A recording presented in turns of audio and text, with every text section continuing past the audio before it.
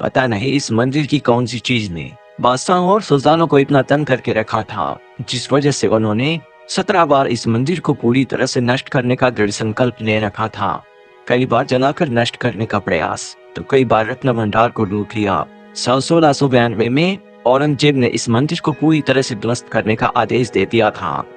ओडिशा के पुरी में स्थित जगन्नाथ टेम्पल अपने भव्य वास्तुकला के लिए पूरी दुनिया में प्रसिद्ध है, जिस वजह से लोग दुनिया भर से इस मंदिर के दर्शन करने के लिए आते हैं। मगर बस सनातन हिंदू धर्म के लोग ही इस मंदिर के अंदर प्रवेश कर सकते हैं। ये मंदिर बस सनातन हिंदू, सिख, बौद्ध और जैन धर्म के लोगों को ही इस मंदिर में प्रवेश करने की अनुमति देता है। किसी और धर्म के लोग और किसी दूसरे देश के लोग इस मंदिर के अंदर प्रवेश नहीं कर सकते। चाहे वो हमारे देश के प्राइम मिनिस्टर ही क्यों ना हो, तो वो भी इस मंदिर के अंदर प्रवेश नहीं कर सकते। साल 1984 में भारत की प्रधानमंत्री इंदिरा गांधी को भी इस मंदिर के अंदर प्रवेश की अनुमति नहीं मिली थी। माना जाता है कि इंदिरा गांधी हिंदू नहीं बल्कि पारसी थी।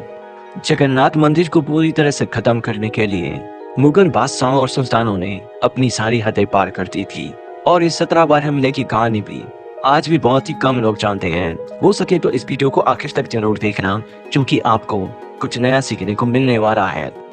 नंबर 1, इस मंदिर पर सबसे पहला हमला साल 1340 में बंगाल के सुल्तान इलियास शाह ने किया था। उस समय उड़ीसा राज्य उत्तर प्रदेश के नाम से जाना जाता था। उस समय उड़ीसा के राजा नरसिंहदेव द्वितीय ने इलियास शाह से युद्ध किया था। उस सुल्तान के सैनिकों ने मंदिर के परिसर में प्रवेश करके कई निर्दोष लोगों की हत्या कर दी थी, मगर नरसिंहदेव ने मूर्तियों को छुपा दिया था, जिस वजह से वो भगवान जगन्नाथ की मूर्तियों को सफलतापूर्वक बचा सके।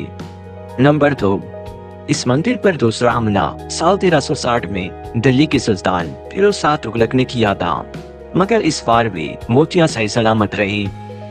नंबर 3, साल 1509 में बंगाल के सुल्तान अलाउद्दीन हुसैन शाह के कमांडर इस्माइल गाजी ने इस मंदिर पर तीसरा हमला किया था। उस वक्त उड़ीसा के राजा थे सूर्यवंशी प्रतापरुद्रदेव। इस हमले की खबर मिलते ही पुजारियों ने मूर्तियों को बंगाल के खाड़ियों में मौजूद चिलिका लेक के द्वीपों में छुपा दिया था।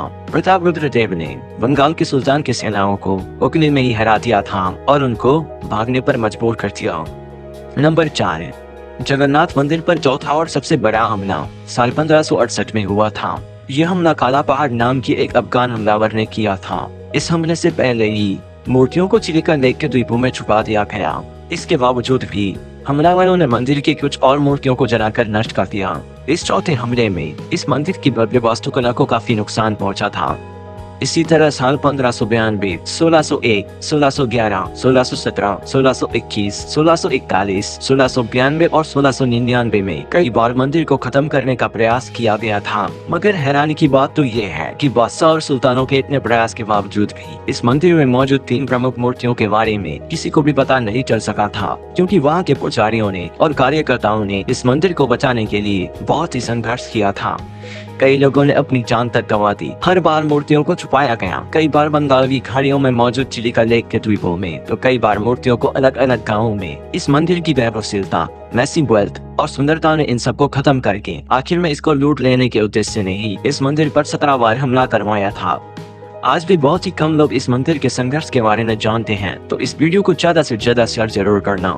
तो आज की वीडियो में बस इतना ही।